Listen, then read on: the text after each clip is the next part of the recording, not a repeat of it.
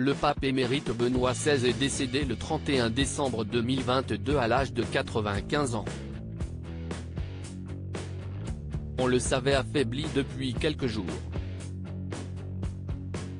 J'ai la douleur de vous annoncer que le pape émérite, Benoît XVI, est décédé aujourd'hui à 9h34, au monastère Mattei Ecclesiae, au Vatican. D'autres informations vous seront communiquées dès que possible, a annoncé dans un communiqué le directeur du service de presse du Saint-Siège, Matteo Bruni. Théologien allemand et premier pape à avoir démissionné en 6 siècles, en 2013, 8 ans après son élection en tant que souverain pontife, Benoît XVI était le successeur de Jean-Paul II en 2005. Joseph Ratzinger, de son vrai nom, était gravement malade. Le pape François avait donné des nouvelles de l'état de santé de Benoît XVI, qui n'était pas très rassurante le 28 décembre dernier. J'aimerais vous demander à tous une prière spéciale pour le pape émérite Benoît. Pour entretenir sa mémoire, car il est gravement malade, pour demander au Seigneur de le consoler et de le soutenir, avait-il déclaré.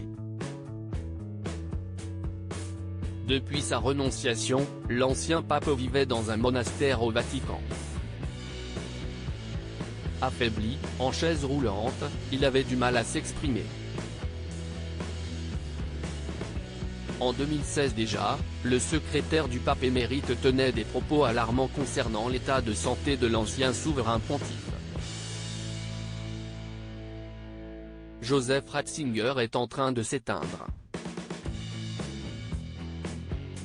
Si est un homme âgé, certes, mais très lucide, mais chacun peut voir qu'il devient plus fragile avec le temps, il est clairement en train de perdre des forces, expliquait-il alors.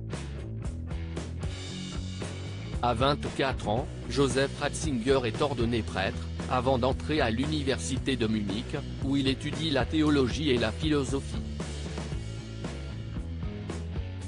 En 1977, il est nommé archevêque de Munich et cardinal-prêtre. Élu pape en 2005, à l'âge de 78 ans.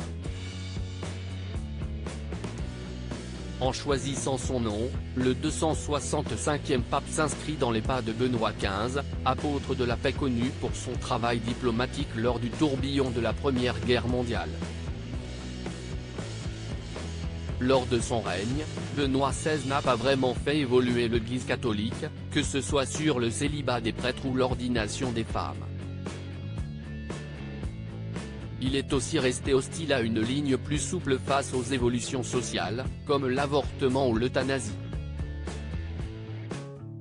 Autre point à relever, il a tout pour que l'Église soit moins mondaine. Cependant, Carla Bruni a posté un très beau message d'hommage.